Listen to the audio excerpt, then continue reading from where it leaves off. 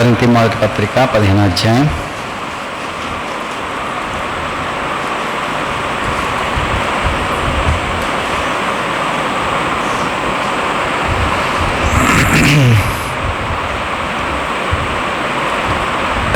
నుంచి చదువుదాం. మొదటి కొరింథీ 15:20 నుండి. ఇప్పుడైతే నిద్రించిన వారిలో ప్రథమ ఫలంగా క్రీస్తు మృతుల్లో నుండి లేపబడి ఉన్నాడు.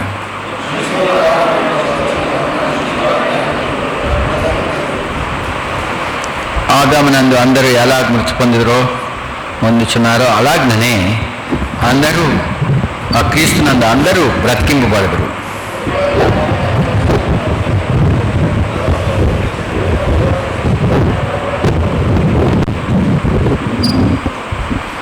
ఎందుకనగా తన శత్రువులందరినీ తన పాదముల క్రింద ఉంచు వరకు ఆయన రాజ్య పాలన చేయుచుండాలని. దేవుడు సమస్తమును క్రీస్తు పాదం క్రింద లోపర్చించాను. సమస్తమును లోపరచబడి ఉన్నదని చెప్పినప్పుడు ఆయనకు సమస్తమును లోపరిచిన వాడు తప్ప సమస్తమును లోపరచబడి ఉన్నదని సంగతి విశదమే.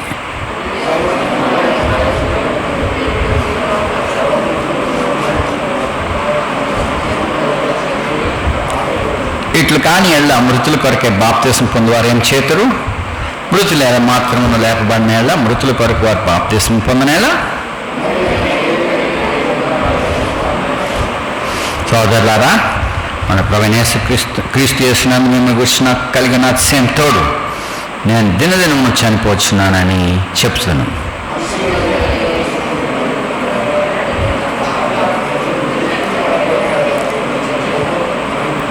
మోసపోకుని దుష్ట సాంగత్యం మంచి నడవడిని చెరుపును.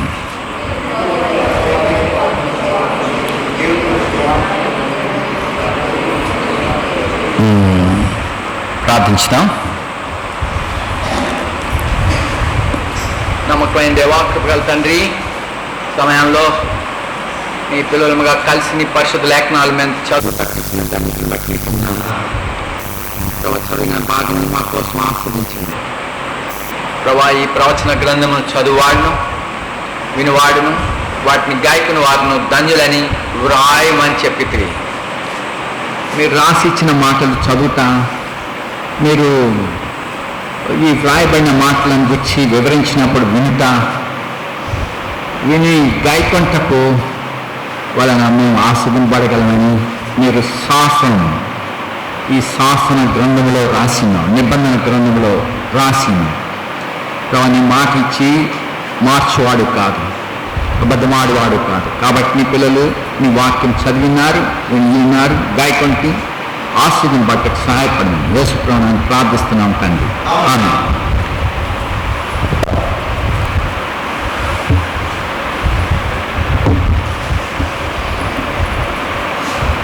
ఇక్కడ కొరింథీలకు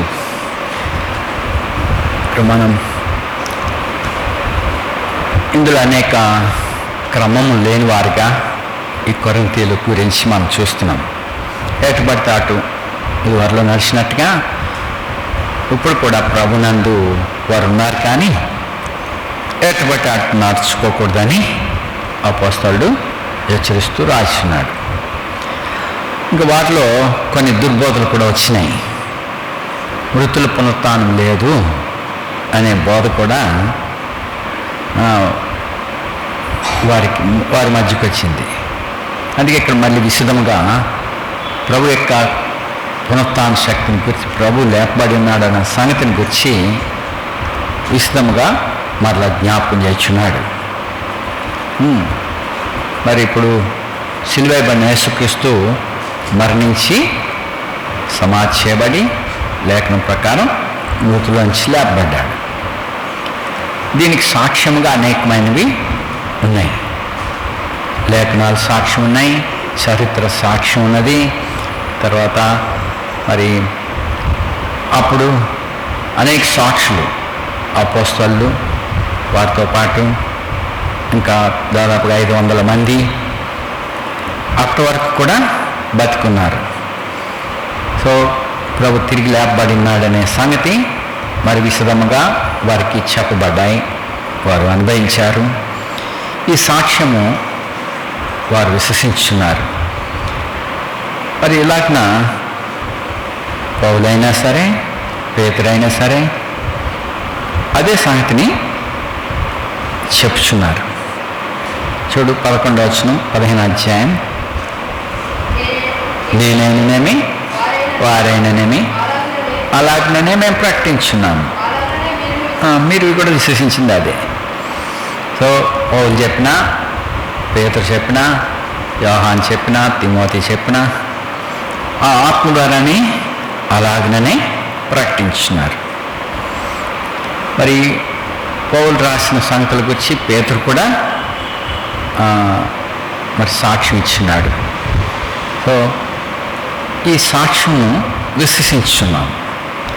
అయితే వారి మధ్య క్రీస్తు లేపబడలేదు అని చెప్పటాన్ని బట్టి, అలాగైతే మరి మీరు మీ విశ్వాసము క్రీస్తు లేపబడకపోతే మీ విశ్వాసం కూడా వ్యర్థమే, ఇంకా మీ పాపాల్లోనే మీరు ఉన్నట్టు, అందరు నశించిపోయినట్టే, మరి నిరీక్షించడం వేస్ట్ అని చెప్పాడు. క్రీస్తు మృతుల్లోంచి లేపబడకపోతే సమస్తం వ్యర్థమే, మన భక్తి పరిశుద్ధత ఇవన్నీ వ్యర్థమే. మరి ఎందుకు విశ్వసించుట? ఈ లోకం మట్టుకైనా. చూడు 19వ వచనం. ఈ జీవితకాలం మట్టుకే మనము క్రీస్తునందు నిరీక్షించిన వారమైన క్రీస్తు మృతుల్లోంచి లేపబడకపోతే ఆయన అందులో విశ్వాసం ఎందుకు? ఆయన లేచి ఉన్నాడు. మరియు ఈ జీవితకాలం మట్టుకే క్రీస్తునందు నిరీక్షించట్లే, మనం సదాకాలం ప్రభుత్వం ఉండటకే మరి ఆ పునఃస్థాన శక్తిని మనం కూడా అనుభవించాలని మరి ప్రథమంగా మృతుల్లోంచి క్రీస్తు లేపబడ్డాడు. చూడు 20వ వచనం. నిద్రించిన వారిలో, చనిపోయిన వారిలో ఎవరు లేపబడ్డారు? ప్రథమ ఫలముగా క్రీస్తు. అది ఫస్ట్ ఫ్రూట్గా, ప్రథమం మృతుల నుండి ఆది సంభూతుడు. ఎన్నోసార్లు మరి పేతురు పౌలు కూడా అలా సాక్ష్యమిస్తున్నాడు. చూడండి, హెబ్రీయులకు రాసిన పత్రికలో కూడా ప్రభువును దేవుడు మృతుల నుంచి లేపి ఏం చెప్పాడు? ఆది సంభూతుడిగా. హెబ్రీయులకు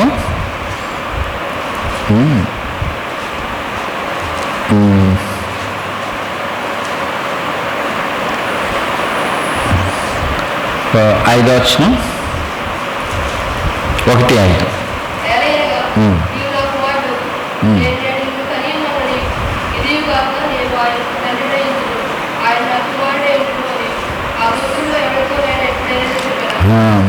యేసుక్రీస్తు ప్రభువును మృతులంచి తండ్రి లేపి ఆయనను, నువ్వు నా కుమారుడు, నేడు నేను నిన్ను కని ఉన్నానని చెప్పి ఆయనను మహింపరిచాడు. సో కొలస్సీలకు రాసిన పత్రికలో కొలస్సీలకు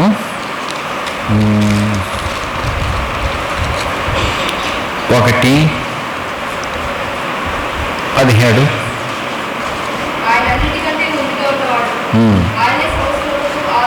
అన్నిటికీ అంటే ముందుగా ఉన్నాడు, అన్నిటికీ ఆధారం ఆయనే. ఆయన ద్వారా సమస్తం కలిగినాయి, ఆయన లేకుండా ఏది కలగలేదు. ఆయన ద్వారానే మన పాప విమోచన దొరికింది. సో 18వ వచనం.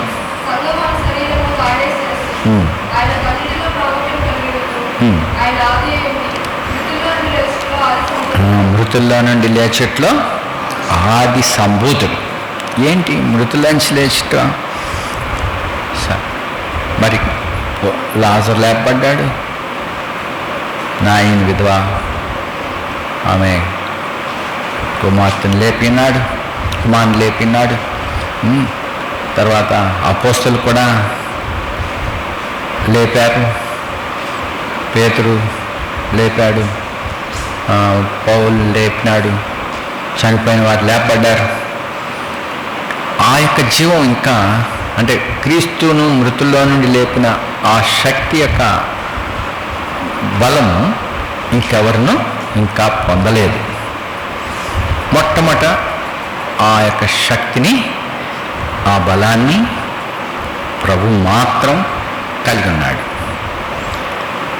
ఆయనను బట్టి ఇప్పుడు మనమందరం, ఆయన లేపబడ్డాడు కాబట్టి అది సత్యము, ఆ సాక్ష్యం నమ్మదగినది. తండ్రియే చెప్పినాడు పరలోకంలో, తన ప్రియకుమారుని గురించి సాక్ష్యం ఇచ్చున్నాడు. ఆ సాక్ష్యాన్ని లేఖనాలు, వాక్యం చెప్తున్నది, పరిశుద్ధాత్మ సాక్ష్యం ఇస్తున్నాడు. వీటన్నిటిని మనం విశ్వసించినాము. కాబట్టి విశ్వసించున్న మనం కూడా ఆ పునరుత్థాన శక్తిని పొందేవాళ్ళంగా ఉన్నాం. యేసు ప్రభువుని మృతుల్లో నుండి లేపుటను బట్టి విశ్వసించే వాటిలో అదే శక్తి కార్యసాధకం అవుతుంది. ఎఫెసీయులకు 1లో సో ప్రభు ఆయన ద్వారా తిరిగి మనలను సమకూర్చుకునేవాడిగా ఉన్నాడు. 17వ వచనం నుంచి, మీ మనోనేత్రం అంటే, మనోనేత్రం అంటే ఆంతర్యపు నేత్రం. మరి నేత్రం అంటే చూసేది, చూస్తాం కానీ వెలుగు లేకపోతే కూడా కనపడదు. ఇప్పుడు మనం మనోనేత్రము విశ్వాసం, వెలుగు వాక్యం. వాక్యం క్రీస్తుని గురించిన సాక్ష్యం ఇస్తుంది. క్రీస్తుని గురించిన వాక్యం అది. ఆ వాక్యం నందు విశ్వసిస్తున్న మనం విశ్వాసం కలిగిన వారమై ఉన్నాం. ఈ విశ్వాసం గురించి ఇంకో మాటలో చెప్పాలంటే మనోనేత్రం, అదృశ్యమైన దాన్ని నిదానించుట అనే దానికి నిర్వచనం విశ్వాసం అంటే. మరి ఇప్పుడు యేసు ప్రభువును మృతుల్లో నుండి దేవుడు లేపాడు, అది విశ్వసిస్తున్నామే. ఆ విశ్వాసం మన మనోనేత్రమే. కాబట్టి వాక్యం చెప్తున్నందుకు ఆ వెలుగును మనం చూస్తున్నాం. ఇప్పుడు 19 కంటిన్యూ. ఆయన మిమ్మను సో పిలుపు వలనైనా, ఆయన మిమ్మల్ని పిలిచిన పిలుపు వలనైనా నిరీక్షణ.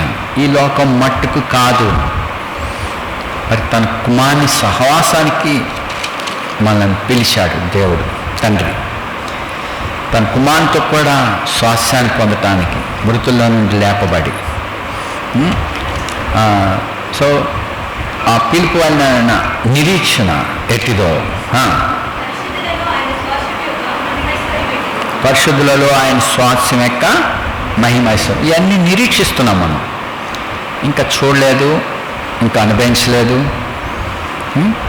అయితే మనం మొట్టమొదటిగా క్రీస్తు మృతుల్లోంచి లేపబడ్డాడు ప్రథమ ఫలముగా. ఆ తర్వాత ఆయన విశ్వాసం ఇచ్చే వాళ్ళందరూ కూడా ఆ పిలుపులో పాల్పొంది, ఆయన స్వాస్థ్యంలో పాల్పొంది ఆ ఐశ్వర్యంలో పాలుభాగస్తులు ఉంటారని చదువు. ఆయన క్రీస్తునందు వినియోగపరిచిన బలాత్సంను బట్టి. సో ఇది చాలా ప్రాముఖ్యమైన విషయం. తండ్రి తన కుమారుని యందు వినియోగపరిచిన శక్తి లేక బలాత్సయం, తండ్రి వినియోగించిన శక్తి, అది ఎటువంటి శక్తి? అది ఏదో భూమి ఆకాశాలు కదిలిపోయేట్టే కాదు. అందులో ప్రత్యక్షత లేదు, దేవుని యొక్క ప్రత్యక్షత లేదు.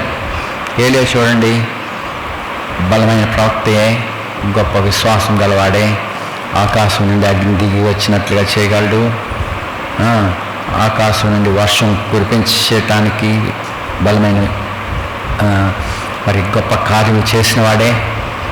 ఆకాశం వర్షింపకుండా ప్రార్థించినప్పుడు ఆగిపోయింది, అగ్ని దిగి వచ్చింది, వర్షం వచ్చింది. మరి అలాంటి బలమైన ప్రవక్తయే. ఆ ప్రవక్త దేవుని యొక్క ప్రత్యక్షత పెద్ద గాలి తుఫాన్లు యందు కనపడలేదు. ఆ గాలికి ఆ పర్వతం మీద ఉన్న రాళ్ళు దొర్లిపోతున్నాయి.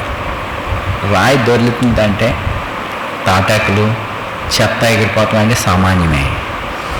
రాళ్ళే లెగిసిపోయేంత శక్తి, ఎటువంటి శక్తి అది. మరి అటువంటి తుఫాను, అటువంటి గాలి, వీటిలో ప్రభు ప్రత్యక్షం కాలే. మరి పెద్ద భూకంపం, భూమి అదిరిపోయింది, అందులో కూడా ప్రభు ప్రత్యక్షం కాలే. అయితే మిక్కిలి నిమ్మలమైన స్వరం, అందులో ప్రభు యొక్క ప్రత్యక్షత ఆయన చూడగలిగాడు. సో దేవుని యొక్క అపరిమితమైన మహాత్మ్యము విశ్వసించే వాటిలో అది పనిచేస్తుంది. అప్పుడేదో షేకింగ్ అయిపోద్ది అది ఇది అని అనుకోకర్లే. సింపుల్గా ప్రభు యేసుక్రీస్తుని మృతుల్లో నుండి లేపబడినప్పుడు ఆ సమాధి ద్వారం అట్లే ఉన్నది, ఏమో కదిలిపోలే. దూత వచ్చినప్పుడు భూమి కంపించింది. దూత వచ్చి ఆ ద్వారం తెరిచాడు. ఎందుకు? ప్రభు బయటికి రావటం కాదు. ఆ ద్వారం అట్లే ఉన్నది, కానీ ఆ నారబట్టలన్నీ ఎవడో ఇప్పినది కూడా కాదు. అదన్నీ బంధించేశారు ప్రభుని.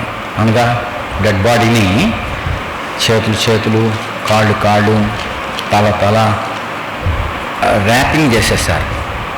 మరి అవన్నీ ఓడాలంటే ఒక మనిషి ఇప్పుకోవాలా చాలాసేపు, లేదా కోసేయాలా. కానీ అవన్నీ అట్లనే పడి ఉన్నాయి. అందులో ప్రభు దేహం లేదు. ఆ దేహం యొక్క ఆకారం అయితే మరి అలాగే ఉంది. అయితే చుట్టబడి ఆ ఆకారం విడదీస్తే అది పాము కోసం ఉంటుంది. అందులో పాము లేకపోయినా పాము కోసం చూస్తేనే మనకు భయం వేస్తుంది కదా. అలాగనే దాన్ని చుట్టబడిన ఒక చోట పడి ఉన్నాయి, కానీ వాటిని పరిశీలిస్తే ఆ బాడీ లాగానే ఉంటుంది. అది ఇప్పినట్టు లేదు, కోసినట్టు లేదు, తెగిపోయినట్టు లేదు, అట్లనే పడి ఉన్నాయి. సో తండ్రి తన కుమారునిలో చూపిన మహాత్మ్యం, ఆ శక్తి, ఆ బలం ఎంతో గొప్పది. అది గ్రహింపశక్యం కానిది. ఇది అపోస్తలుడైన పౌలు దీన్ని వర్ణించలేక క్రీస్తునందు వినియోగపరిచిన తన శక్తి యొక్క అపరిమితమైన మహాత్మ్యం అన్నాడు. ఆ పునరుత్థాన శక్తి మీలో పనిచేయాలంటే అది మనం విశ్వసించాలని. దేవుడు తన కుమారుని మృతుల్లో నుంచి లేపినాడు. ఇది విశ్వసించిన వారిలో ఆ శక్తి పనిచేస్తుంది. ప్రభు వచ్చినప్పుడు మరి మహిమలో ఉన్న పరిశుద్ధుల్ని, తన రక్తం చేత నిబంధన చేయబడిన వారందరినీ మొదట వారిని మేఘం మీద వెంట పెట్టుకుని వస్తాడు.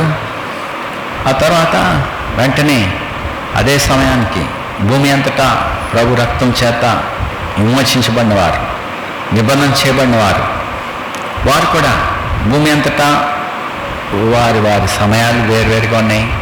ఒక చోటము మధ్యరాత్రి, ఒక చోటము వేకోజాము, ఒక వైపము సాయంత్రము. చూడండి, భూమి అంతటా ఇదే టైం చూడండి. ఇప్పుడు మనకి రాత్రి కాలం 8:06 అయింది. ఇది రాత్రి. మరి భూమి కింద కొద్ది సముద్ర భాగం, కొద్ది భూభాగాలు ఉన్నాయి. వారికి ఉదయం 7 గంటలు, 7:30, లేక కొంత ప్రాంతం అయితే ఉదయం 8 గంటలు. ఇంకా ఫారెస్ట్లో అయితే ఇప్పటికి రాత్రి 12 అయిపోయింది వాళ్ళకి. రాత్రి 12 అయిపోయింది. కాసేపు ఉంటే డేట్ మారిపోతుంది వాళ్ళకి. మరి మనకి భూమి అంతటా ఆయా సమయాలు ఉన్నాయి. సూర్యుని బట్టి. అయితే ప్రభు సమయం, ప్రభు దినము, ప్రభు యొక్క క్షణము, మరి ఆ క్షణం కొరకు ఎన్నో సంవత్సరాలు మన సిద్ధపాటు కొరకై ఆయన ఇచ్చాడు. క్రీస్తు పూర్వం చనిపోయిన వారి సంగతి ఏంటి? అందుకనే అందరి కొరకు, ప్రతి మనుషుని కొరకు ఆయన చనిపోయాడు అని రాయబడింది కదా. అంటే అంతకు మునుపు జీవించి చచ్చిపోయిన వారు, క్రీస్తు నెరకోకుండా చచ్చిపోయిన వారు, సువార్త వినకుండా చచ్చిపోయిన వారు, భక్తిహీనులుగా, ఈవెన్ ఆ యొక్క జల ప్రయాణంలో అవిధేయులై నశించిన వారు సహితం, సొదొమ గుమారాలో అవిధేయతను బట్టి, అపహాస్యాన్ని బట్టి అగ్నిగంధకాలతో కాల్చివేయబడిన సొదొమ గుమారాల ఆత్మలు కూడా. మరి ప్రతి మనుషుని కొరకు ఆయన చనిపోయాడు. ఆయన చనిపోయినప్పుడు, అనగా దేవుని కుమారుడు, ఎవరి వల్ల సమస్తమేయో ఆయనే ప్రతి మనుషుని కొరకు ప్రాయశ్చిత్తాత్మకంగా చనిపోయినప్పుడు ఆయన దిగిపోయినాడు పాతాళంలో. సో అవిధేయులైన ఆత్మల యొద్దకు ఆయన వెళ్ళి ఉన్నాడు. అక్కడ వెలుగు ఉదయించినది. అక్కడ ప్రభు ప్రత్యక్షమైనాడు రక్షకుడిగా, ప్రాయశ్చిత్తం చేసిన వాడిగా. ఎందరైతే ఆయన అంగీకరించారో ఆ వెలుగులోనికి వచ్చి వారందరినీ తీసుకుని వారిని చెరగా తీసుకుని పోయి పరదేశంలో పెట్టాడు. అంతకు మునుపు మనం ఒక ఉపమానం ప్రభు చెప్పాడు. ఒకడు ధనవంతుడు ఒకడు ఉండెను, లాజరు అని వాడు ఒకడు ఉండెను.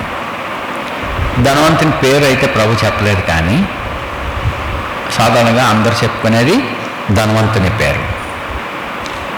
దరిద్రుడి పేరు మనం ఎవరు తెలుసుకోక్కర్లేదు. కానీ ప్రభు లాజరు అనే దరిద్రుని గురించి చెప్పాడు. సో ఆ సందర్భమున మరి లాజరు కొద్ది దినాల తర్వాత అనేక శ్రమలు పడి కురుపులతో ఆదరించే వాళ్ళు ఎవరు లేరు. అలాంటి శ్రమలు గుండా వెళ్ళి కుక్కలకు సైతం వచ్చి అతని కురుపులను వాసన అవన్నీ అవి క్లీన్ చేసేవి. అతను చనిపోయి దేవతల చేత కొనుక్కోబడ్డాడు. మరి ఇప్పుడు ధనవంతుడు కూడా సుఖంగా బతికి, రోగి అయి కూడా సుఖంగానే బాధపడి చచ్చిపోయాడు. మరి వీడు ఎక్కడ పోయాడు? నరకమున యాతన పడుతున్నాను అన్నాడు కదా. ఇక్కడైతే నేను యాతన పడుతున్నాను. ఇక్కడ మాట అక్కడ వినపడుతుంది, అక్కడ మాట ఇక్కడ కూడా వినపడుతుంది. అక్కడ ఒక వేరుగా ప్రత్యేకింపబడి, దేవదూతల చేత ప్రత్యేకింపబడి వేరుగా ఉన్నవాడు అక్కడున్న అబ్రహాము, ఇస్సాకు, యాకోబులు, ఇక పితరులు ఎద్దున్నారు. దేవుని యందు విశ్వాసంతో ఎదురు చూస్తూ నిద్రపోయిన వారు ప్రత్యేకంగా ఉన్నారు. అవిధేయుడుగా ఉండి చనిపోయిన వాడు మోషేయు ప్రవక్తలు చెప్పిన మాట వినలేదు, పరిశుద్ధ లేఖనాలు యందు లక్ష్య పెట్టలేదు వాడు. అయితే వాడు కమ్యూనికేట్ అవుతుంది, చూస్తున్నాడు, వింటున్నాడు. ఇక్కడ మాట అక్కడికి వినపడుతుంది. మరి అలా కమ్యూనికేట్ అవుతుండగా మరి వాడి సంగతి ఏమి? వాడి కొరకు కూడా ప్రభు మరణించినాడు. బహుశా మరి ప్రభు పాతాళంలోకి వెళ్ళినప్పుడు వాడు కూడా ప్రభుని అంగీకరించి ఉంటాడు. అయితే అది ఒక్కసారికి. మరి ఆ టైం దాటిపోయాక అవిధేయులైన ఆత్మలు ఇంకా అక్కడే ఉండిపోతారు. అవి వెలుగుని స్వీకరించవు, వెలుగునందు ఇష్టపడవు. ఇంకా ద్వేషంతోనే, అపరాధములతోనే వారు దేవుని దూషిస్తూనే చీకటి అగాధములలో ఉన్నారు అవిధేయులైన ఆత్మలు. ఎవరైతే ఆకర్షించబడ్డారో, అంటే ప్రతి వానికి అవకాశం ఇవ్వబడింది రక్షణ కొరకు, ప్రతి మనుషుని కొరకు ఆయన చనిపోయాడు. ఎందరైతే ఆయన అంగీకరించారో అట్టి ఆత్మలన్నింటినీ చెరగా పట్టుకుని పరదేశంలో వారిని కొనిపోయారు. వారు కూడా ఇంకా పరలోక రాజ్యాన్ని చూడలేదు, పరదేశంలో ఉన్నారు. మనం కూడా పరదేశంలోనే ఉన్నాము, భూమి మీద కొద్ది కాలం యాత్రికులు. మరి ఇప్పుడు ఇంకా ప్రభు ఆలస్యం చేసినా ఈ నిరీక్షణతోనే మనం చనిపోతాం. ప్రభు వచ్చున్నాడనే సంతోషంతో ఎదురు చూస్తూ విశ్వాసంతో మరణిస్తాం. ఒకవేళ ప్రభు ఇంకా మనం బతికుండగా రాకపోతే ప్రభు వచ్చున్నాడనే విశ్వాసం కలిగి ఉన్నాం. ఎందుకనగా ఆయన ఆరోహణమై ఆకాశ మండలములన్నిటికంటే ఎంతో హెచ్చుగా ఆరోహణమై తండ్రి కుడి పార్శ్వన ఉన్నాడు. అలా రాయబడింది. అది మనం సంపూర్ణంగా విశ్వసిస్తున్నాం. ఏమాత్రం అనుమానం లేదు. వాక్యం చెప్తున్నది యథార్థం, దీనికి ప్రశ్న లేదు మనకి. ఇంకొక మాట, నిరాక్షేపంగా అంగీకార యోగ్యంగా ఈ మాటలు మనం సంపూర్ణంగా విశ్వసిస్తున్నాం.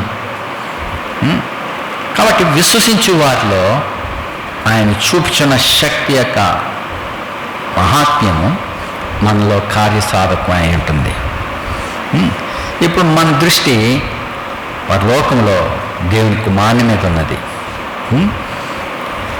మరి ఆయన, మన విశ్వాసం అక్కడ ఉన్నది, ఆయన మీద ఉన్నది. కాబట్టి మన జీవం కూడా ఆయన యందే ఉన్నది. ఇప్పుడు ఆయన అక్కడ లేకపోతే మనం ఆయన దేవునితో లేనట్టే. చూడు ఇక్కడ ఏమన్నాడు, ఆయన ఎంతో హెచ్చించి తండ్రి తన కుడి పార్శ్వన కూర్చోబెట్టినాడు. 21వ వచనం చూడండి.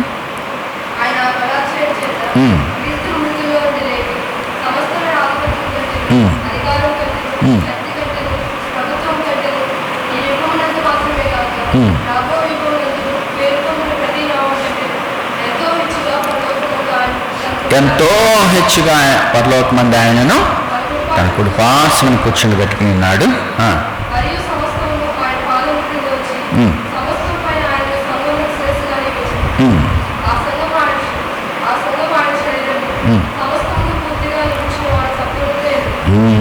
సో ఆయన ఎంతో హెచ్చుగా తన తండ్రి కుడి పార్శ్వన కూర్చోబెట్టుకున్నాడు. ఆయనతో పాటు సంఘాన్ని నింపి తనతో కూడా కూర్చుండబెట్టి ఉన్నాడు. సో ఇప్పుడు మనం ఆయనతో కూడా లేపబడిన వారం. చూడండి, అధ్యాయం 1వ వచనం.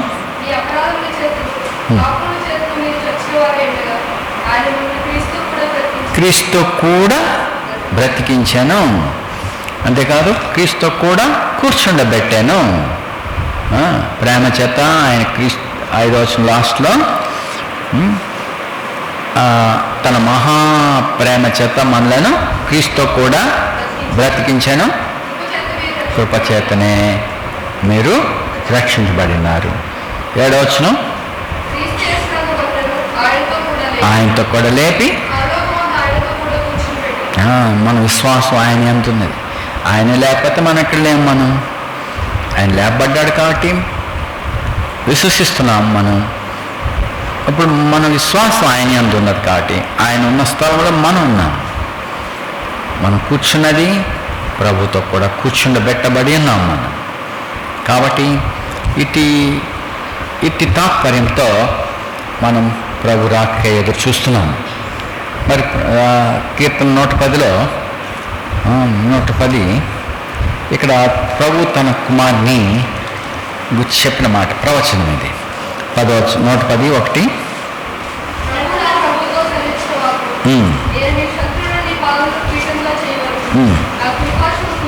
సో నీ శత్రువులు ఏంటి, ఇంత హెచ్చించబడినా శత్రువులు ఉండటం ఏంటి? అందరు రాజీ పడిపోవాలి కదా. క్రీస్తు విరోధులు ఏంటి ఇంకాను? ఆయన మీద ద్వేషించేవారు ఇంకెందుకు ఉండాలా?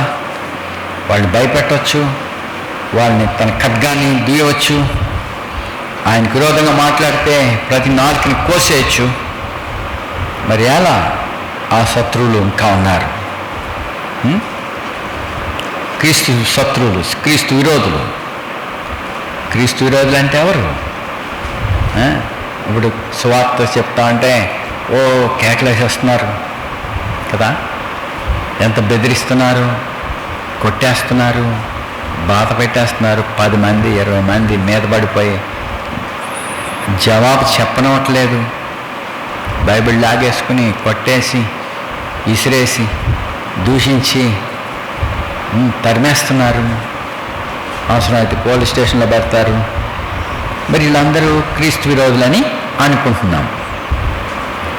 వాళ్ళే కాదు, క్రీస్తు మనసుకు విరోధంగా ఉండేది కూడా అది క్రీస్తు విరోధులు.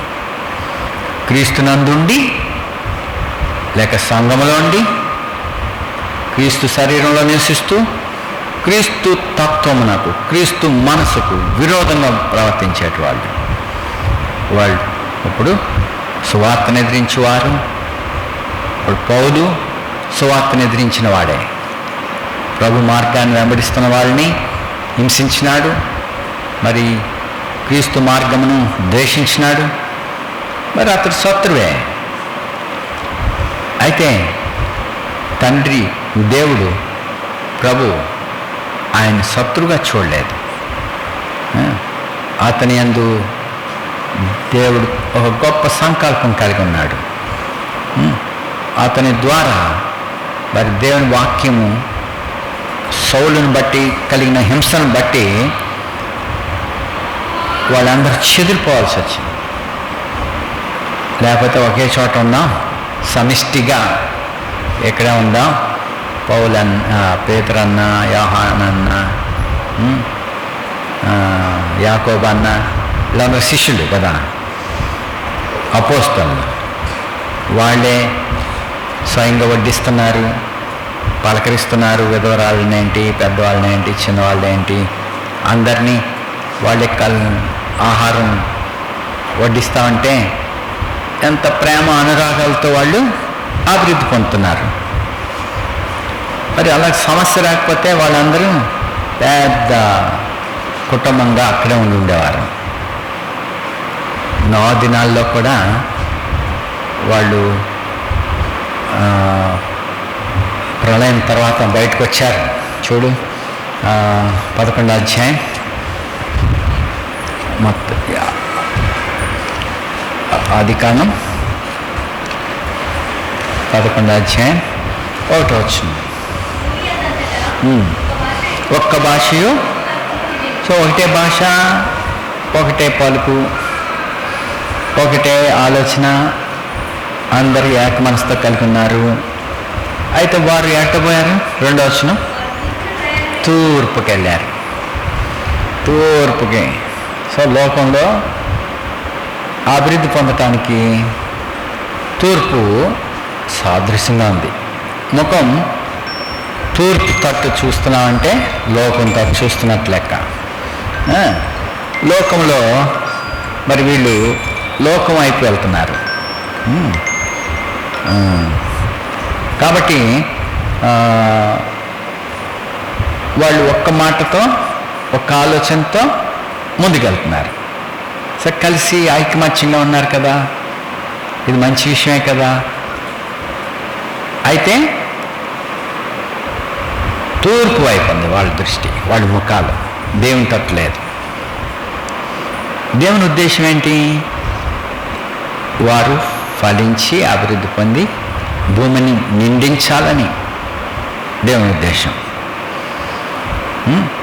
వారు పోయిన ప్రతి స్థలాల్లో ఆ పరిశుద్ధత, మరి భూమిని ఫలభరితంగా చేయాలని, భూమి మీద మనుషులతో నిండి ఉండాలని దేవుని ఉద్దేశం. కానీ వీళ్ళందరూ ఏమన్నారు? షీనార్ ప్రాంతానికి వెళ్ళారు. షీనార్లోకి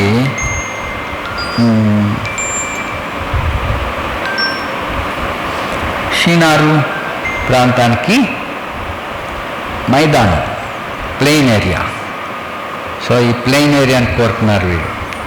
మనం ఇక్కడ ఉంటే బాగుంటుంది. సో ఏ కష్టాలు లేవు, ఎత్తులు లేవు, పల్లాలు లేవు, ఇవన్నీ కష్టం లేకుండా ఉండొచ్చు. ఆకాశం అంటూ గోపురం కట్టేద్దాం, పేరు సంపాదిద్దాం అని. చూసారా, ఇటువంటి ఆలోచనలు సరైనవి కావు. ఒకే చోట ఉండి పెద్ద సంఘము, పెద్ద అభివృద్ధి, కొన్ని వేల మంది కూడుకోవాలి, అట్లాంటి తలంపులు సరైనవి కావు. అందుకే దేవుడు ఏం చేశాడు, దిగొచ్చి వాళ్ళని భాషలు తారుమారు చేశాడు. అప్పుడు భూమి అంతటా ఏం జరిగింది? 9వ వచనంలో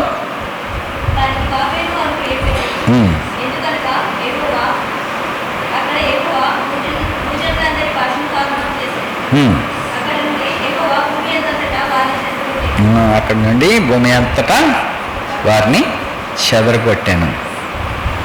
ఇప్పుడు పౌలు కూడా చేసిన దాన్ని బట్టి దేవుని పిల్లలు చెదిరిపోయారు. చూడు, అపోస్తల కార్యం 6వ అధ్యాయంలో 1వ వచనం. శిష్యుల సంఖ్య, ప్రభుని అనుసరించేటివారు క్రైస్తవుల సంఖ్య పెరిగిపోయింది. సంఘం అభివృద్ధి పొందుతూ ఉంది. చూడు, 2వ అధ్యాయంలో కూడా దేవుడు అనుదినం వారిని చేర్చుతూ వచ్చాడు. 2వ అధ్యాయం 44వ వచనం.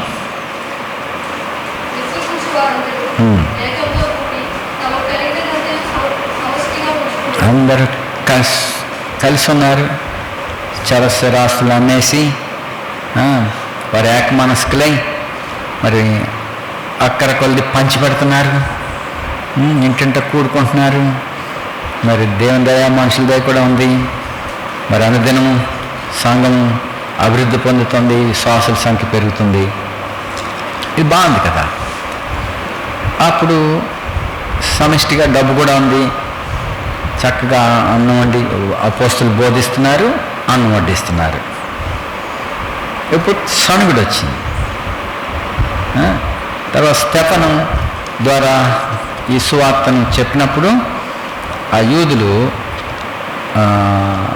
ఎదురు చెప్పలేక మండిపడి స్టెఫన్ని మీద రాళ్ళు రువ్వి చంపించేశారు.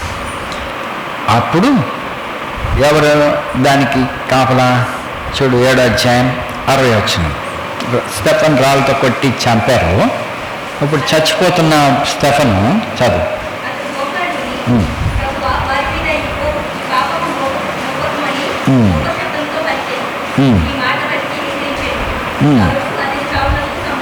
సౌలు అతని చావునకు సమ్మతించాను. చూడు, 9వ అధ్యాయం 1వ వచనం.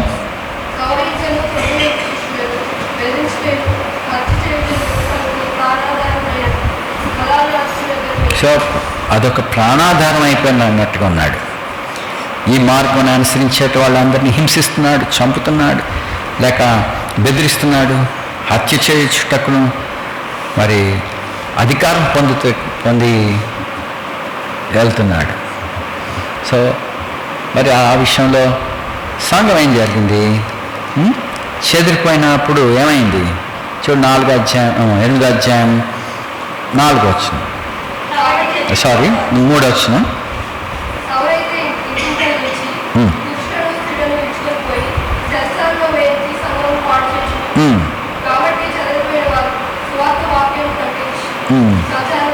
ఇప్పుడు ఎందుకే ఏమైంది? అప్పుడు సౌలు ఇలా చేస్తూ ఉంటే ఏమైంది? చెదిరిపోయారు. చెదిరిపోయిన వారు ఏం చేశారు? సువార్తను ప్రకటిస్తూ వచ్చారు. మరి సువార్త ప్రకటిస్తూ ఉంటే అప్పుడేమైంది?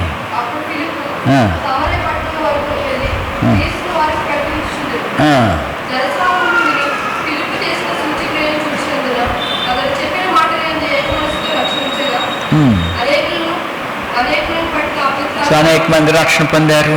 8వ వచనం. సో ఎటువంటి సంతోషం! అనేక మంది మారు మనసులో పొందుతున్నారు. ఇంకా అంతేకాదు, ఈ విషయంలో చెదిరిపోయిన వాళ్ళు ఇంకెవరెవరు? 11వ అధ్యాయం 19వ వచనం. 11 స్థాపన విషయంలో కలిగిన శ్రమను బట్టి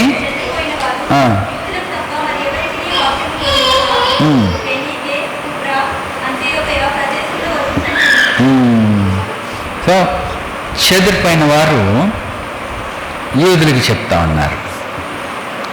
ఇంకా అన్యజనులకు ఇంకా ద్వారం తెరబడలేదు. అప్పుడు ఇక్కడ 22వ వచనం.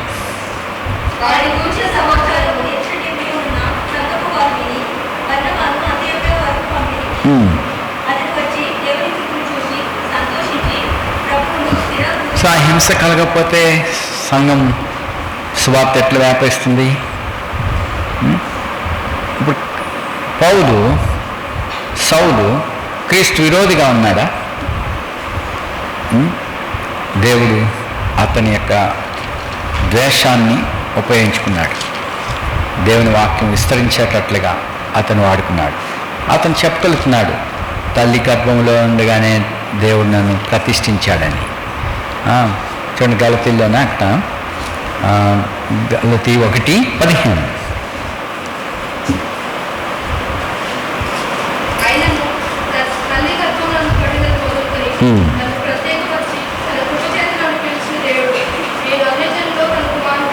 సో తల్లి గర్భమున పడినది మొదలుకొని ఏం చేశాడు? ఆయన్ని నన్ను ప్రత్యేకపరిచినాడు.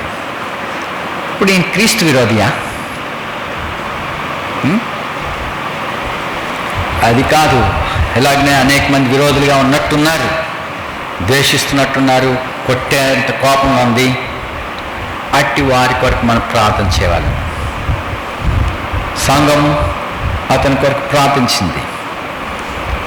ఇప్పుడు అతడు తన దేవుని నామానికి ఎన్ని శ్రమలు గుండా వెళ్ళినాడు. తాను ఈ నిందలకి అవమానానికి నేను తగిన వాడిని, ఎందుకంటే నేను క్రీస్తు సంఘాన్ని హింసించిన వాడినని, నేను దోషకుడిని, హింసకుని, హానికరుణ్ణి అని చెప్పి తాను మరి ఈ కృపకు నేను పాత్రుడని కాను. సో ఎటువంటి తగ్గింపులోనికి ఆయన తీసుకొచ్చింది, ఎటువంటి గొప్ప స్వార్థ పని సాగింది. అతని పత్రికల ద్వారా ప్రభు ఎటువంటి మర్మములను బయలుపరిచాడు. ఇప్పుడు పౌలు చేసిన కార్యం క్రీస్తు విరోధిగా కాదు, అతడు అలా ప్రవర్తించినా అది మేలుకరంగా మారింది.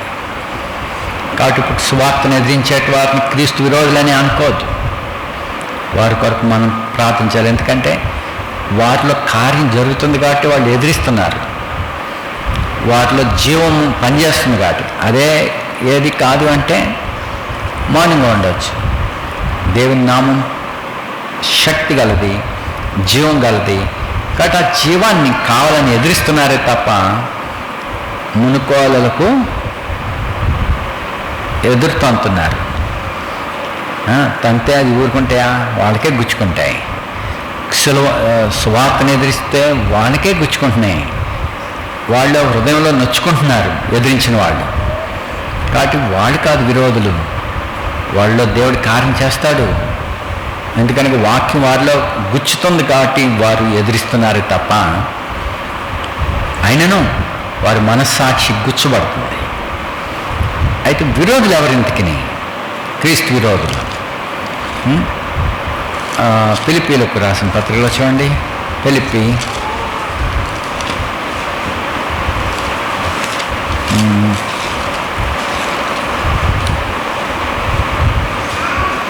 3:18 అనేకులు క్రీస్తు శిలువకు శత్రులుగా నడుచుకుంటున్నారు.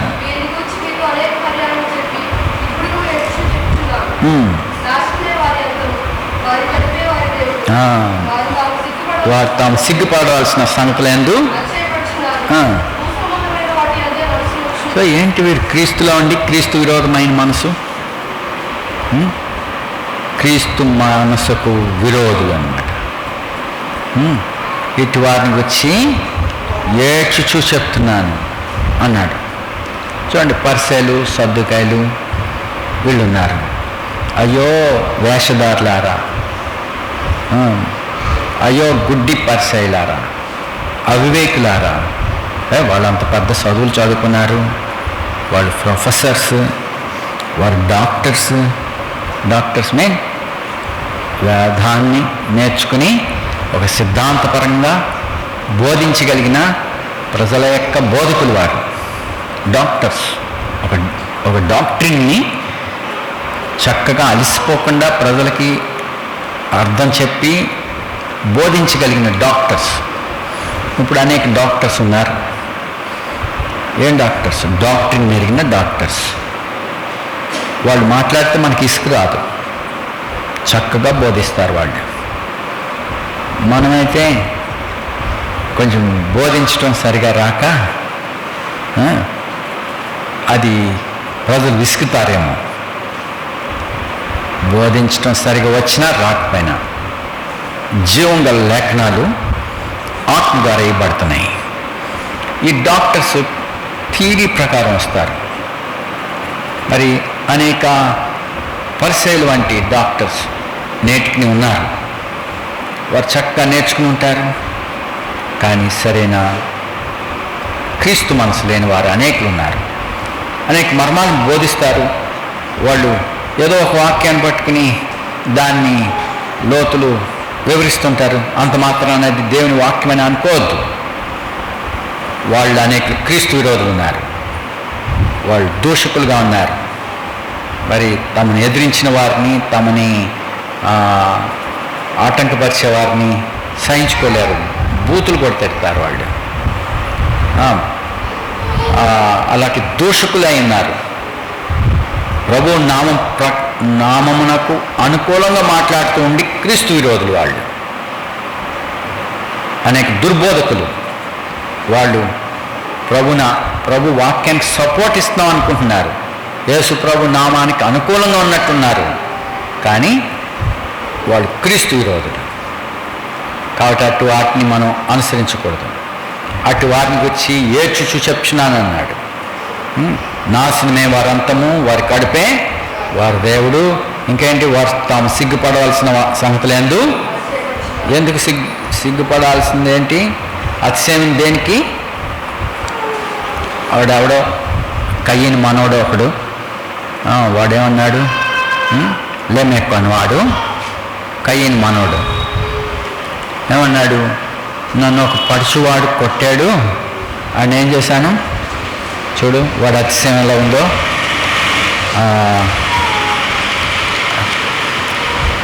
4:23.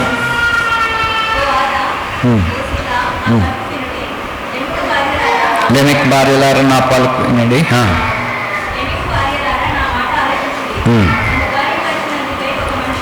ఎందుకు చంపేశాడు ఒకడిని?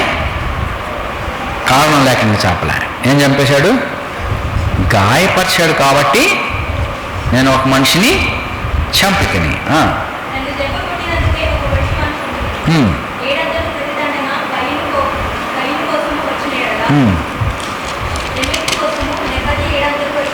ఎందుకంటున్నాడు ఇలాగా? నేను అన్యాయంగా కొట్టలేదు, వాడు నన్ను అన్నాడు, నోరు మూయించాను. నన్ను ఫైటింగ్లో దెబ్బేశాడు, చంపాడేశాను. నాకు చూడు ఇంత గాయమైంది, చంపేశాను. నన్ను ఈ మాట అన్నాడు, మళ్ళీ మాట్లాడకుండా నేను వాడిని ఎదిరిచ్చేశాను, అణిచేశాను. ఇది అతిశయం. కయ్యని కోసం 7 ఆయన చంపితే 7 శిక్ష వస్తుంది అన్నాడు ప్రతిదాన్ని.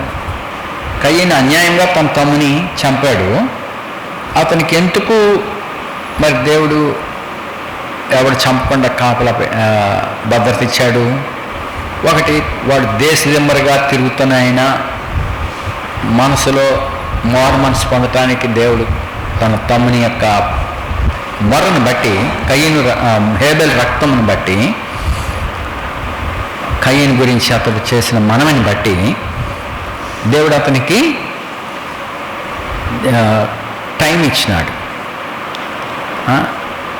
అతడు వ్యాపారం మీద, పని మీద లాభాలు పొందుతూ దేశదిమ్మరిగా తిరుగుతున్నాడే, కానీ అది కూడా అతనికి అతిశయమే. జలప్రలయం వారికే వాళ్ళ యొక్క గొప్పతనం, జలప్రలయం వారికే వాళ్ళ సంపద, వాళ్ళ అతిశయములు. కాబట్టి ఈ లోకం మట్టికే అనేకులకు అతిశయం ఉన్నది. అయితే రాబోయే మహిమ గురించిన నిరీక్షణ లేదు. వారి కడుపే వారి దేవుడు, వారి లాభమే వారి దేవుడు, వారి డబ్బే వారి దేవుడు, వారి అతిశయాలే గొప్ప. అందే వాళ్ళు అతిశయిస్తారు. అయితే మరి మన విమోచన కొరకు మనకు కనపడుతున్నాం. కాబట్టి క్రీస్తు విరోధులు అంటే క్రీస్తు మనసు లేని వారు క్రీస్తు విరోధులే. కాబట్టి ఇక్కడ చూడండి, ఫిలిప్పీ 3:20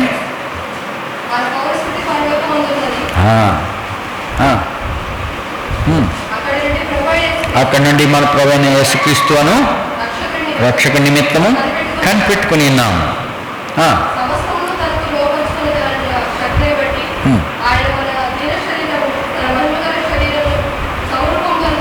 అదే పునరుత్థాన శక్తి. ఆ పునరుత్థాన శక్తిని మనం పొందుటకై మనము పరలోకం నుండి వచ్చుచున్న మన ప్రభువైన యేసుక్రీస్తు నిమిత్తం, మన రక్షకుని నిమిత్తం కనిపెట్టుకుని ఉన్నాం.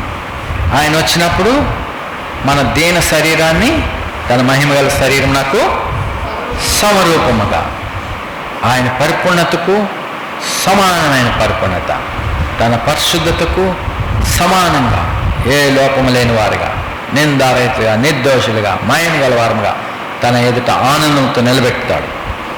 అది ప్రభు యొక్క పునరుత్థాన శక్తి, తన యొక్క సామర్థ్యత అది. కాబట్టి మరి ఈ శక్తి మనలో కార్యసాధకం ఉన్నట్లు మరి క్రీస్తు మృతుల్లోంచి లేపబడ్డాడు. ఆయన మన కొరకు తండ్రి కుడి పార్శ్వన ఉన్నాడు. శత్రువులు ఉన్నారు అనేకులు, క్రీస్తు విరోధులు అనేకులు ఉన్నారు. వాళ్ళందరి పాదముల క్రింద తీసుకుని వచ్చేంత వరకు ఆయన ఆశీనుడై ఉన్నాడు.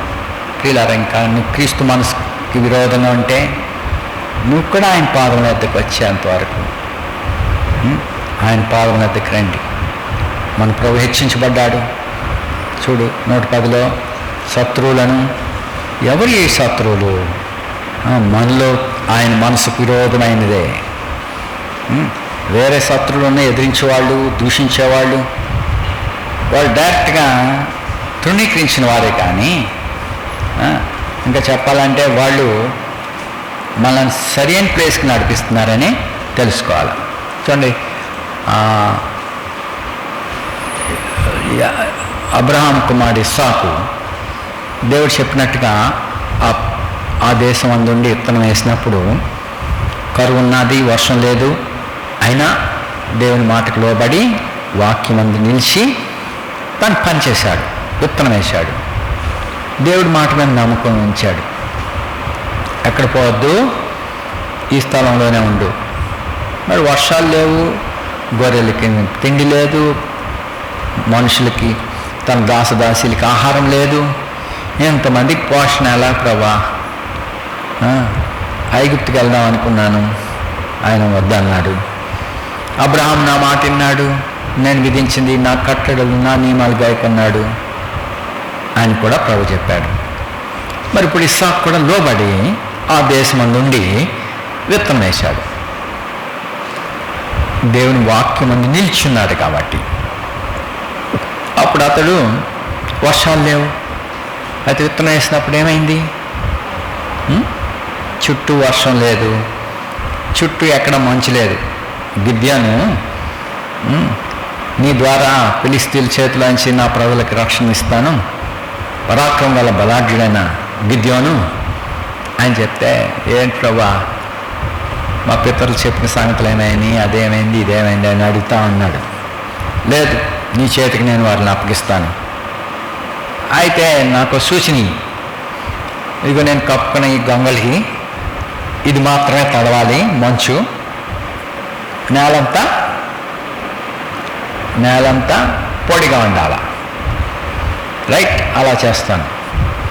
సో నేలంతా పొడిగా ఉంది, అతను కప్పుకున్న గొంగళి లేక ఆ వస్త్రం మాత్రం మంచుతోటి తడిసిపోయింది. దాన్ని పిండాడు, ఎన్నో నీళ్ళు వచ్చేసినాయి. అలా కాదు ప్రభా, ఏదో తప్పు జరిగిందేమో చూడు, ఎటువంటి సూచనలు అడుగుతున్నాడు. ఏదో అయింది, లేదు అంతా తడిసిపోవాలి, ఇది ఒకటే తడవకూడదు అన్నాడు. రైట్, అలా చేస్తాను. సో అంతా తడిసింది, ఆ వస్త్రం మాత్రం తడవలేదు. సో సూచక్రియల ద్వారా అతడు నమ్ముతున్నాడు, దేవుని మాట నమ్మలేదు. ఇస్సాకు దేవుని మాట నమ్మాడు. అంతటా వర్షం లేదు, లేక అంతటా మంచు లేదు. అతడు విత్తనం పొలంలో పైనుండి అది మాత్రం తడిసింది. చాలామంది ఏం చెప్తారు, పంటలు పండలేదు, ఏమైందంటే అంతటా పూత మాడిపోయింది, అందరికీ లేదు.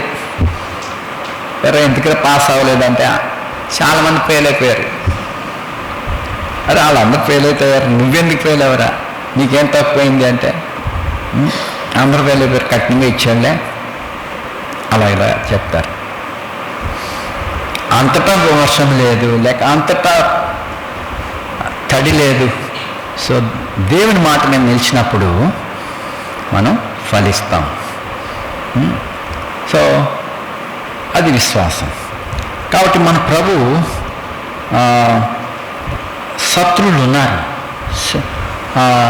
అక్కడ శత్రువులు ఫిలిస్తీన్లు అబ్రహాం కుమారుని అసూయపడి ఈ స్థలం మాది, ఈ భూమి మాది, ఈ బావి మాది అని చెప్పినప్పుడు ఇక్కడి నుంచి వెళ్ళిపో అంటే వాళ్ళు అసూయపడి తరిమేశారు. అంటే ఎక్కడ తోస్తున్నారు వాళ్ళు? దేవుడు ఏర్పరిచిన స్థలంలోనికి right person in the right ప్లేస్లోనికి వెళ్ళటానికి, రైట్ ప్లేస్లోనికి రైట్ పర్సన్ వెళ్ళాలా. కాబట్టి అందుకనే వాళ్ళు తరుగుతారు, సంతోషంగా పోవాలా. సో అక్కడికి వెళ్తాక అక్కడ కూడా ఇది మాదే అన్నారు. సో అది కూడా వదిలేసినాడు. మరి ఇంకో స్థానానికి వెళ్ళాడు. వాళ్ళు పూర్తి చేసిన బావులన్నీ మళ్ళీ తెరిచాడు. వాళ్ళ నాన్నగారు తవ్వించి పెట్టిన బావులన్నింటినీ మళ్ళా రాళ్ళన్నింటినీ తీయించేసి నీళ్ళని జలాలు కనుగొంటున్నాడు. ఇస్సాకు ఎప్పుడు నీటి కొరకు చూస్తున్నాడు. సో తర్వాత బెయేర్షెబాకి వెళ్ళాక అప్పుడు ప్రభు ప్రత్యక్షమయ్యాడు. ఇగో నీ మూలంగా, నీ సంతానం మూలంగా ఈ భూలోకంలోని వంశంలోని ఆస్వాదింపడతాయని అక్కడ దేవుడు మాట్లాడినాడు. చూసారా, రైట్ ప్లేస్ వెళ్ళటానికి మనం తరుగుతారు. చూడండి, భక్సింగ్ గారు కూడా మరి అనేక దినాలు ప్రార్థన చేశాడు. అంటే రోజు సువార్త ప్రకటిస్తున్నాడు, కానీ ఎవరూ రక్షణ పొందుతున్నట్టు లేదు. ప్రభా, నా పరిచయం వలన ఏ విధమైన ఆత్మలు రక్షణ పొందలేదు, ఇలాగ ఎందుకున్నది అని అడిగితే నిన్ను ఎవరు వెళ్ళమన్నారు అని అడిగారట ప్రభు. అప్పుడు ఆయన అన్నాడు, ప్రభా నువ్వు పంపే వరకు నేను ఎక్కడ పోను అని చెప్పి ప్రార్థనలో నేను ఉంటాను అని చెప్పి ఉండిపోయాడు. అది నన్ను సోల్జర్పేటకి వెళ్ళు అన్నారు. సో అప్పుడు తనతో ఉన్న వాటిని తీసుకుని ఇది మధ్యాహ్నం టైము, ఇప్పుడు వెళ్తే అలాగా చల్లబడ్డాకి వెళ్ళొచ్చు అది ఇది అని అన్నారట. లేదు, ప్రభు చెప్పాడు ఇప్పుడు వెళ్ళాలా. సో వారు వెళ్ళారు. వెళ్ళాక ఓ స్థలంలోకి వెళ్తే, ఇది ముస్లిం షాప్ అని తెలీదా నీకు, పా ముందుకి, ఇక్కడ మాట్లాడుతున్నాం అని తరిమేశాడు. ఇంకో చోటుకి వెళ్తే వాళ్ళు కూడా తరిమేశారు. ఇంకో చోటు పోయి నిలబడి చెప్తా ఉంటే ఒక పెద్ద ఆయన పెద్ద తలకాయ పెట్టుకుని గడ్డం పెద్దగా ఉండి శ్రద్ధగా అంటున్నాడంటే ఈడెక్కడ కొట్టేస్తాడని భయపడతా ఉన్నాడు. సో ఆ మనుషుడు శ్రద్ధగా వాక్యం విని తన హృదయంలో వాక్యం స్వీకరించి దగ్గరికి వచ్చి తర్వాత అడిగాడు, అయ్యా నాకు ఉర్దూ బైబిల్ మీ దగ్గర దొరుకుతుందా అని అడిగాడు. అని చెప్పి ఒక ఉర్దూ బైబిల్ కూడా ఆయనకి అమ్మి రక్షణ సువార్తను ప్రకటించాడు. చూడండి, అప్పటి నుంచి అనేక ఆత్మలను ప్రభు తీసుకోగలిగాడు. ఇక నా తలంపు, నువ్వు ఇక్కడ కాదా నిలబడాల్సింది అని చెప్పి ఏం చేశారు, ముస్లిం ఆయన ఏం చేశాడు, తరిమేశాడు. సార్ రైట్ ప్లేస్కి నడుపుతారు వాళ్ళు క్రీస్తు విరోధులు కాదు, క్రీస్తుకు అనుకూలే వాళ్ళే. విరోధులు ఎవరంటే ఆయన మనసుకు విరోధమైన వాళ్ళే. కాబట్టి శత్రువులు ఆయన పాదములు పీఠంగా చేయవారకు. కాబట్టి ఒకవేళ నీ శత్రువుగా నువ్వు ప్రభుకుంటే, ఆయన మనసుకు విరోధంగా ఉంటే ప్రభుతో సమాధానపడు. ఆయన మనసుకు అనుకూలంగా రా. క్రీస్తు ఎవడైనా నువ్వు క్రీస్తు మనసు లేకపోతే వాడు ఆయన వాడు కాడు. కాబట్టి మరి ప్రభు దేవుని కుడిపార్శ్వన ఉన్నాడు. ఆయన మన కొరకు ప్రధాన యాజకుడు ఉన్నాడు. మనల్ని పరిశుద్ధపరచువాడు, మనల్ని దేవునికి జ్ఞాపకం చేయవాడు, ప్రార్థన చేయవాడు, ప్రాయశ్చిత్తం చేయుచున్నవాడు, సజీవుడైన వాడు.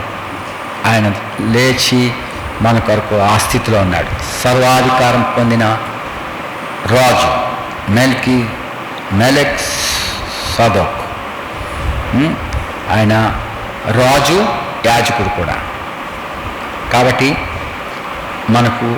మనల్ని భద్రపరచువాడు, మనల్ని పోషించువాడు, మనల్ని పరిశుద్ధపరచువాడు, మన కొరకు ప్రాయశ్చిత్తం చేసే యాజకుడు. సో ఎంత గొప్పవాడిని మనం కలిగి ఉన్నాం. కాబట్టి మనం ఆయన రాకై ఎదురు చూస్తున్నాం. కాబట్టి ఈ నిరీక్షణను అంతవరకు కలిగి ఉన్నాడు. ప్రభు మిమ్మల్ని కూడా తన మహిమలో తన సమరూపంలోనికి మార్చే శక్తి అయి పునరుత్థాన శక్తి, విశ్వసించు వారిలో కార్యసాధకమైన తన శక్తి అదే. ప్రార్థిస్తాం. నమ్మకమైన దేవా, నీ పిల్లలంగా కలిసి మా ప్రభు యొక్క పునరుత్థాన శక్తిని గురించి మాట్లాడుకునేను. నీ వాక్యములో నుంచి అనేక సంగతులు నీ పిల్లలకి ఇచ్చాము. ప్రభా, నీవు మిమ్మల్ని గురించిన జ్ఞానం అనుగ్రహించు. అనేకులకు ఈ జ్ఞానం లేదు అని పౌలు ఈ పత్రికలో రాసినాడు. అనేకులు క్రీస్తుని గురించిన జ్ఞానం లేదని చెప్పినాడు. ప్రభా, అనేకులు ప్రొఫెసింగ్ చేస్తున్నారు. మరి మా ప్రభువైన యేసుక్రీస్తు లేపబడకపోతే మేము బాప్తిసం పొందుటకు, క్రీస్తు మృతుడై తిరిగి లేవకపోతే ఆ చచ్చిపోయిన వాని కొరకు మేము ఎందుకు బాప్తిసం పొందాలా? చచ్చిపోయిన వానిని చనిపోయిన యేసును లేపబడకపోతే మేము బాప్తిసం పొందుటేందుకు, పరిశుద్ధంగా ఉండేటందుకు, తిని తాగి చచ్చిపోదాం కదా జంతువుల్లాగా.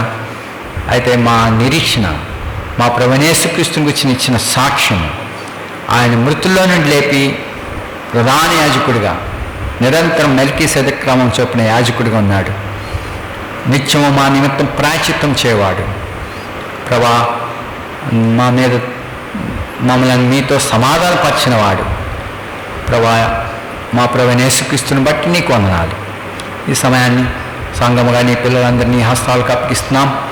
వారు నీపై దృష్టించి ప్రతి సహాయం మీ యొద్ద నుండి అనుభవించుటకు సహాయం దయచేయండి. ప్రభా, ఆయన నామమున నీకు ప్రార్థించుటకు, పొందుటకు సహాయం దయచేయండి. అడిగి పొందుటకు సహాయపడండి. ఈ సమయాన్ని కావాల శ్రీధర్ బ్యాక్ పెయిన్తో బాధపడుచుండగా ఆయన కొరకు ప్రార్థిస్తున్నాం. సంపూర్ణమైన స్వస్థత అండి. కానీ ఇంకా సంఘంలో ఎవరైతే బలహీనంగా ఉన్నారో, వృద్ధులు గాను ప్రభా, మరి ఆ బలహీనతలతో ఉన్నారో నీ ముఖాంతిని ప్రకాశం చేసి ప్రతి కలవరం నుండి, ప్రతి భయం నుండి, ప్రతి అపవిత్రత నుండి, ప్రతి తెగులు నుండి స్వస్థపరచండి. నీ నీతి కిరణాలు, నీతి సూర్యుడకు దేవా, నీ కిరణములు నీ పిల్లలపై ప్రకాశింప చేయము. నీతి సూర్యుడు, అతని కిరణములు ఆరోగ్యం ఇచ్చును. అతని రెక్కల నీడ ఆరోగ్యం కలగజేవాడు. కాబట్టి మరి మంచి ఆరోగ్యములు, ఆత్మ సంబంధమైన ఆరోగ్యం, భౌతికమైన ఆరోగ్యం కూడా ఇవ్వండి. పరలోక సంబంధమైన ఆశీర్వాదాలు, భూలోక సంబంధమైన ఆశీర్వాదాలు కూడా నీ పిల్లలకు ఇవ్వండి. దేవా, పరలోకంలోను భూమి మీదను సర్వాధికారం కలిగిన వాడు, ఆకాశమును భూమిని సృష్టించిన వాడు. కాబట్టి పరలోక ఆశీర్వాదాలతో పాటు భూమి సంబంధమైన ప్రతి ఆశీర్వాదం కూడా అనుగ్రహించండి. దేవా, నీ పిల్లలపైన ముఖాంతించండి. ఇక్కడ కూడా చిన్న బిడ్డలందరినీ ఆస్వాదించండి. ఈ వాక్యం వెళ్ళే ప్రతి స్థలాల్లో మరి వినేటి వారందరూ కూడా ఈ ఆశీర్వాదం పొందుటకు సహాయపడమని నీకు అప్పగిస్తూ యేసుక్రీస్తు ప్రభువును స్తుతించి ప్రార్థిస్తున్నాం తండ్రి. మనలో కార్యసాధకమైన తన శక్తిని బట్టి మనం అడుగు వాటికంటేనూ, ఊహించు వాటన్నిటికంటేనూ అత్యధికంగా వచ్చే శక్తి గల దేవునికి సంఘములో తరతరములు క్రీస్తు యేసు మూలముగా మహిమ కలుగును గాక. ఆమేన్.